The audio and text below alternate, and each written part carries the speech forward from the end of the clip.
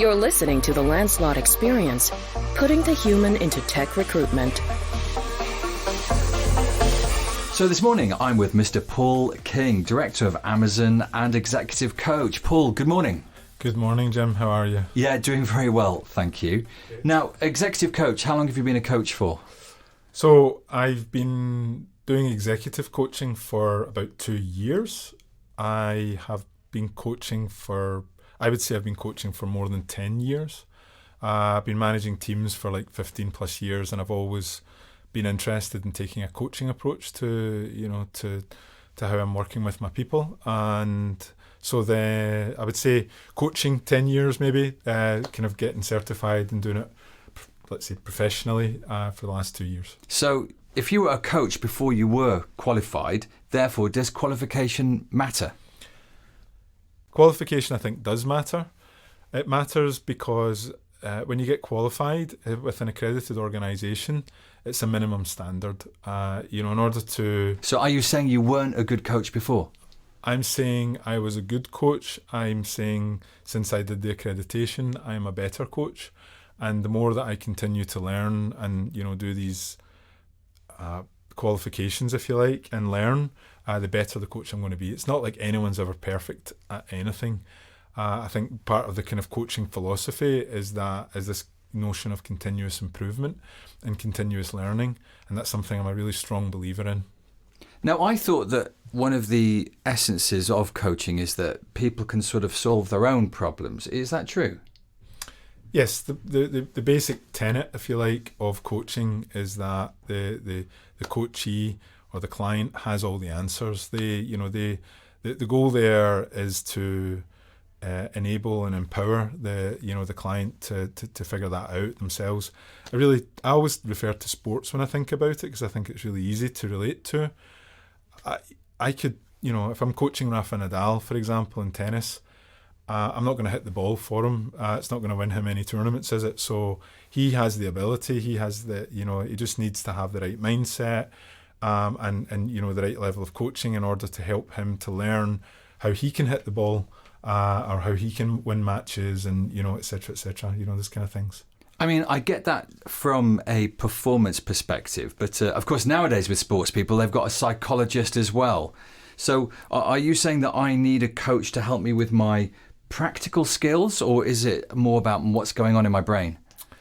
I think coaching is largely about mindset, and the mindset then opens up the person to explore possibilities and to get rid of things that are blocking them from making progress. There are obviously a set of practical skills that a coach will bring to the table.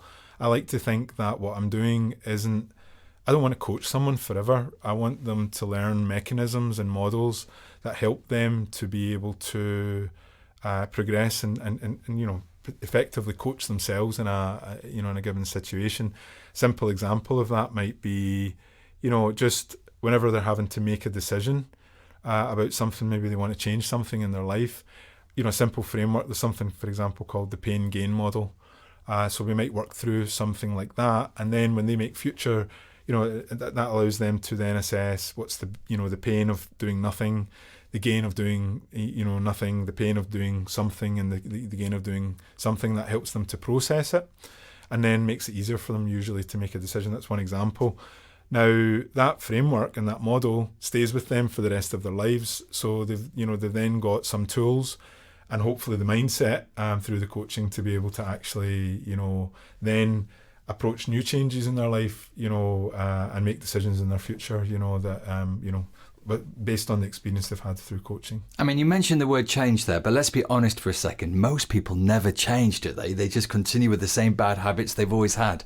I can't comment on most people. What I can tell you is it's important for people who come to coaching to come with an open mind. Nobody needs coaching. You have to want coaching, and if you come already with that, I think we're already in a good starting place. So you're saying it really is possible for people to change, even if they've had a bad habit, for example, in the way they do something for a long time? Yes, I absolutely think that people, bad habits, and people can change. we do it all the time, actually. Coaching is about recognizing the triggers, and then intentionally, there's a really important notion in coaching, is it's about intentionality. So once an awareness, so once you're aware of what your triggers are in a given situation, then you consciously and intentionally say, this is how I intend to behave there. Now, of course, saying that once isn't necessarily going to change the behavior, but then through kind of repetition and awareness, you will eventually change habits. Do you think that the best coaches have got a lot of industry experience? I don't think having industry experience is a deal breaker for a good coach. More than likely, to use the tennis example again, if I want to get coaching tennis performance, I'm probably going to select someone who's got experience as a tennis coach, but that doesn't necessarily mean they have to have been, Rafa Nadal as a tennis player. What I'm looking for is someone who's got the ability, and maybe even perhaps I'm going to go to someone who's got proven ability in coaching tennis players. So I don't think they necessarily have to have industry experience, but they do have to have a good set of coaching skills, and then of course experience as a coach will then bring something new to the table. One criticism I've heard of coaching is that if people had enough friends, then they wouldn't need coaches. Do you think that it's as a lack of friendship and community? Is that one of the drivers to the increase in demand for coaching? I don't think so at all. I think friends can be good to offer you different perspectives and maybe challenge some of your assumptions and some of your thinking. But a coach will work with you on a very specific set of goals that you have, and then will work with you on helping to give you the tools.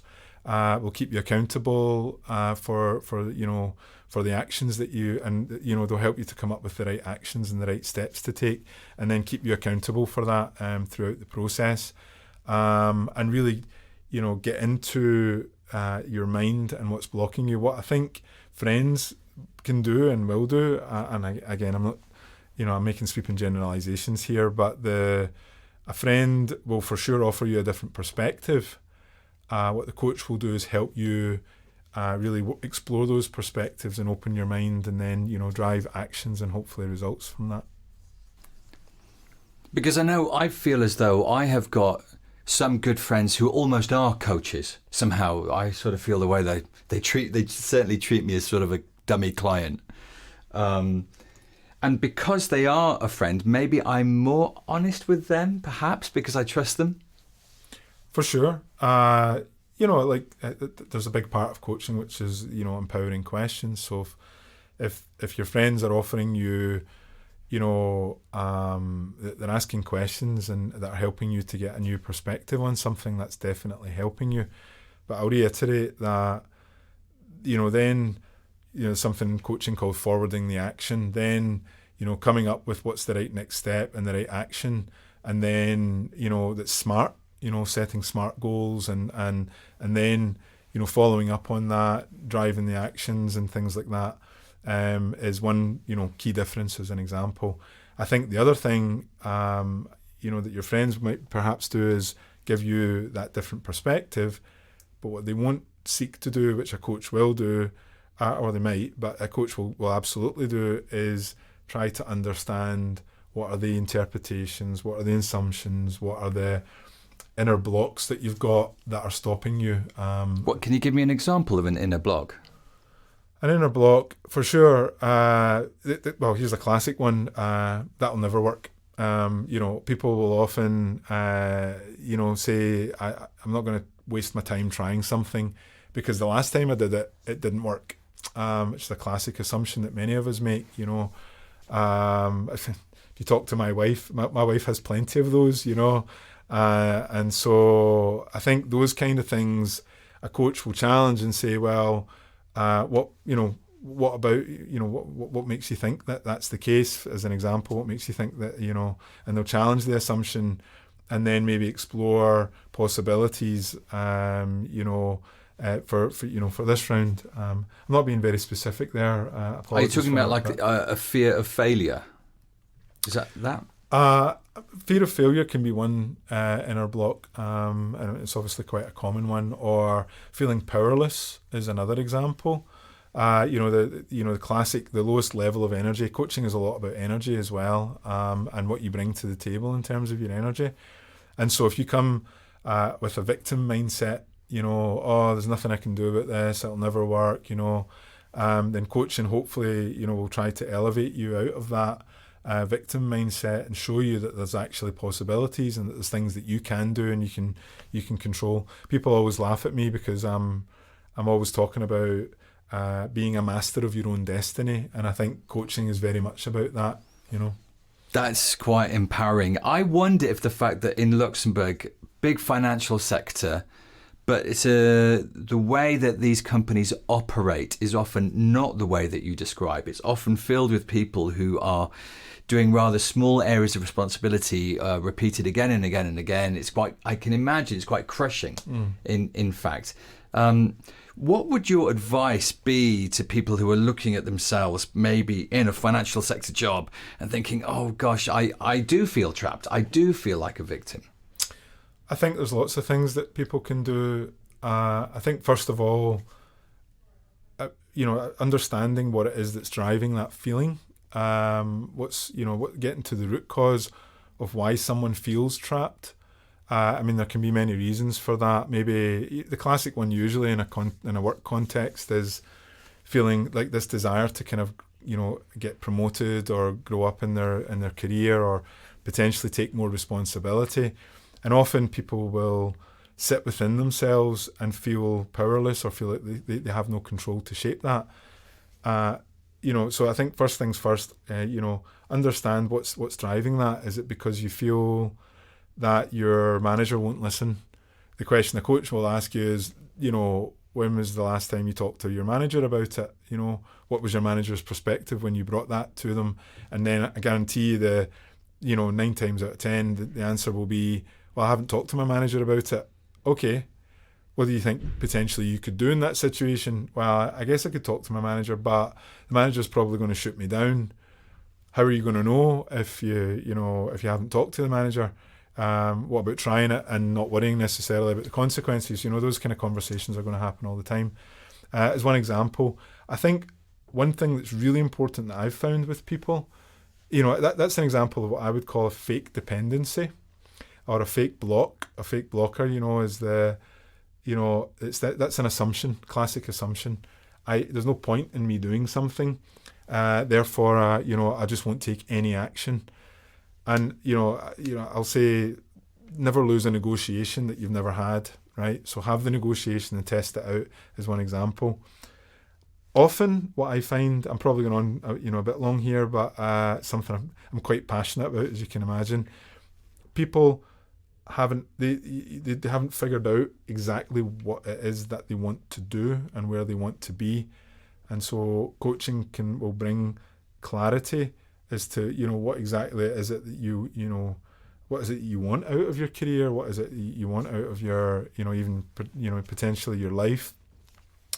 And people very often they've not really thought about it. It's often the case you'll say, so where do you want to get to in your job? Who's got the job that you want?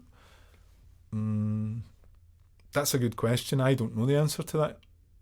So if you don't know those things, then it doesn't drive the right behaviour. You just, you sit and you feel powerless and you don't actually make any moves. So very often, another great model in coaching is called the GROW model. This came from this book that I mentioned earlier, the Coaching for Performance, which stands for, I say what does good look like, but, in that context, it would be what are your goals? What does good look like? What's the reality today? What options do you have? And then what are you actually going to do about it? That is an extremely powerful model for change. People often get stuck in, here's the reality today, and they never think what good looks like because they think that I'm never going to be able to achieve that. Me personally in Amazon, I'm one of a few people that have been, that have gone up a couple of levels and got promoted to director if you'd asked me early in my career, did I ever see myself as a director, in quite a senior position in Amazon, I would have told you there's no chance. I'll never get there. That's for those people. But, with good manager who helped to coach me, I, set the goal and then started to say, okay, where am I today? What's the reality? And then look at options. And then all of a sudden you find out there's many, many things that you can do today that actually can help you to get there. So yeah, hopefully I've answered your question there, Jim. Incredible, interesting. Of course, it's now making me reflect on my own career and all the things that I should have done by now, but oh well. Right, last question for you, Paul. Can you give us one example, please, of when you were able to see one of your coachees make real progress as a result of your coaching sessions? Everyone makes progress.